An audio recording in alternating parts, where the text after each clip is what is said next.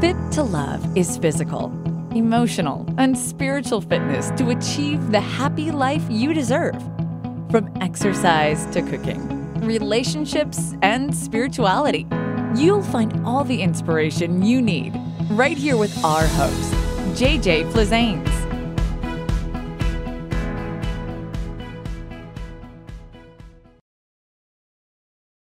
Welcome to Fit to Love, Movement Mondays, all about exercise, all about movement, all about you.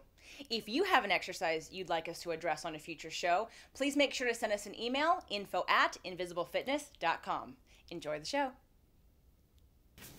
Today's show, 5 exercises to start rehabbing your knee joint.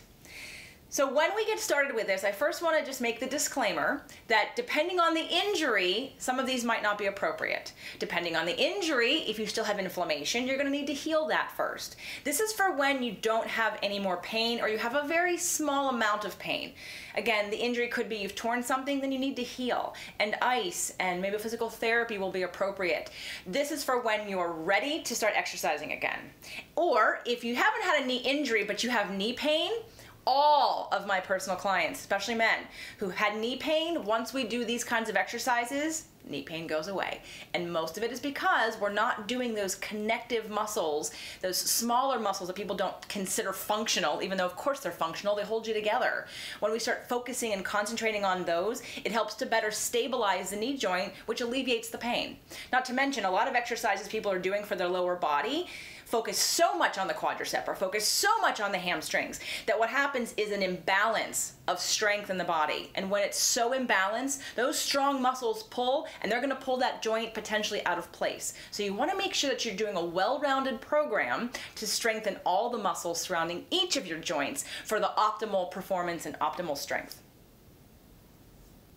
The first exercise we're going to do is a tree.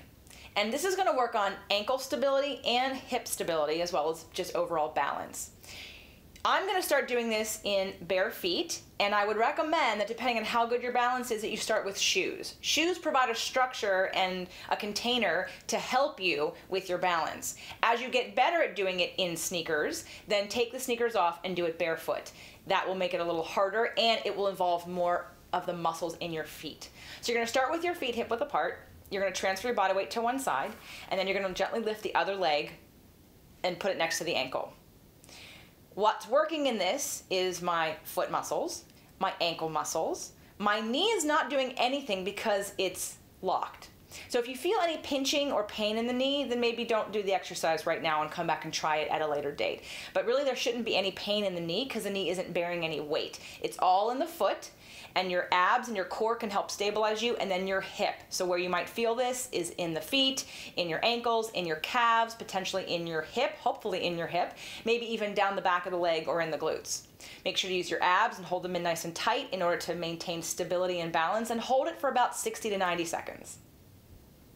The second exercise we're going to use to help rehabilitate your knee is going to be standing hip flexion. Now we've done this in a past video before on the show, so you can go back and watch that as well, but we're doing it again here. And the reason that we're doing it is because it combines static stability with dynamic motion.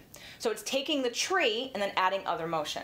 And the reason we're doing this is to, again, increase the stability of your ankle joint and of your hip of the standing leg while simultaneously building and focusing on the quadricep and the hip flexor of the moving leg. So the standing hip flexion is going to start off just like the tree. You're going to start with your feet hip width apart, you're going to transfer your body weight to one side, and now you're going to point your toe and lock your knee. Visualize and mindfully connect to the quadricep muscles in order to pull the leg off the ground. Now the reason why this is rehabbing the knee, A, your knees aren't bending. Both knees are locked, so the knee shouldn't have any irritation or really be supporting any resistance. 2, we're going to add more resistance with moving that leg to the standing leg, again, further increasing your ability to stabilize your ankle joint and your hip joint. So again, keeping a more solid connection of your knee. What's also happening is that we're really activating all the muscles of the standing leg in an isometric way to create stability. And this will help you in the future when choosing exercises and helping to, again, rehab the knee. The third exercise to start rehabbing your knee and building stability in those ball and socket joints, the ankle and the hip, is going to be standing abduction. That's a lateral side motion where the leg is moving away from the body. So you're going to start the same way as we did the tree and the standing hip flexion with this switching your body weight to one side. Now you're going to lift up to make sure that your body's not leaning and counterbalancing the leg. And you're going to use your little abductor muscles, which are this big on the side. They're not your thigh muscles. Your thigh is comprised of your quadricep in the front, your hamstrings in the back, your IT band in the middle, which divide them, and then your adductor muscles on the inside. Your outer thigh is not actually your outer thigh. Your outer thigh is right here. So that's what we're focusing on. You're going to lift that leg with your abductor muscles as high as you can go without leaning or using your hips in a funny way. So you're just going to honor your current range of motion, whatever that is, as far as you can go out, and then come back down without putting your foot on the ground. And again, we're going to pull the leg out and then bring it back in, making sure your knee and your foot are constantly facing the same direction that you are and that you're not rotating your hips out.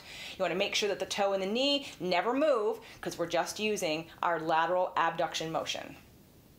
The fourth exercise, now that we've worked on the outside of the hip, we're going to work on the inside of the hip because again, both of those muscles help to stabilize your knee and help to balance out the quadricep and the hamstring as well. The adductors are muscles that go from the inside of the pubic bone to the inside of the knee. And again, it helps with stabilization of the knee, and the only way to really resist them with weights is to go down on the floor. So that's what we're going to do. Now, you can use ankle weights or you can use just your body weight. The weight of your leg may be enough. Please start there.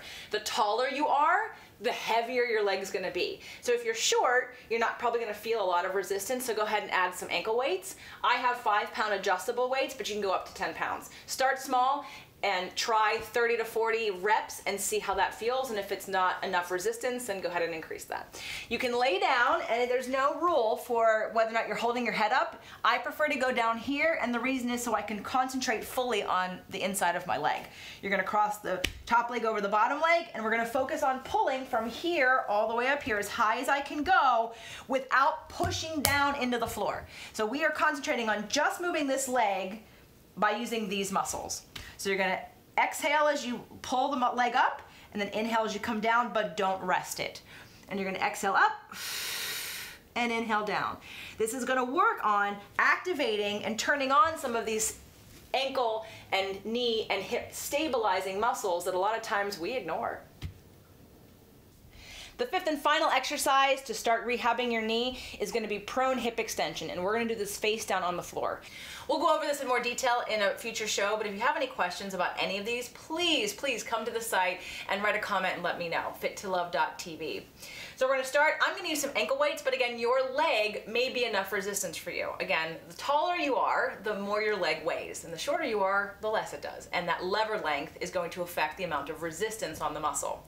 So we're going to focus on contracting from the hamstring. I'm going to lie face down. I'm going to put my hands together and my forehead on my hands so that I can relax my shoulders. Now, I'm going to turn my head so I can keep talking to you. But when you do this, I want you to be face down. If you're claustrophobic for some other reason and you don't want your face down in your carpet, go ahead and turn your head, but make sure when you switch legs, you turn your head to the other direction. Because as you turn your neck, it affects all the spinal muscles. So it will change it. So we're going to go face down, making sure that both of my hips are sort of evenly placed on the ground. And I'm again going to focus on locking my knee and pulling from right below my knee and lifting just ever so slightly. You don't have to go too high, and do not push with the opposite leg. I'm really focusing mindfully on pulling from the back of the hamstring and then coming back down but not resting. And this is going to start to build the hamstring muscle. It's going to activate your hamstring muscle. Most people aren't that in touch with their hamstring muscles. I'm also going to be relaxing everything else, and I'm going to build the stability for that knee joint in the back and in the hip. So these are 5 exercises that again are going to work on ankle stability and hip stability and strengthen all the muscles around the hips that create that stability for your knee to keep it connected in a balanced way that doesn't put any pressure or stress on one side versus the other or on your ligaments. There are a lot of other exercises that you can be doing, and depending on where you are with your injury or with your musculature or with your fitness level, these can be adjusted. So just know that these exercises, try them out. Start with one set of maybe 25 to 30 reps for each exercise, and then wait a day or two and see how they feel. If at any time you feel a pinchy, sharp pain, stop doing it or change the form. And make sure, very important, to watch your body. Watch your form. Don't do these without paying attention, because that's when injury is created. And when it comes to your joints, especially your knee, every little inch in position that you turn is going to affect how the muscles contract and which ones are lengthened and how they balance out that joint. So again, try a set of each, 25 to 30 reps, see where you are, and good luck and let me know. The Fit to Love podcast show offers you 6 days a week of helpful content to achieve the happy life you deserve.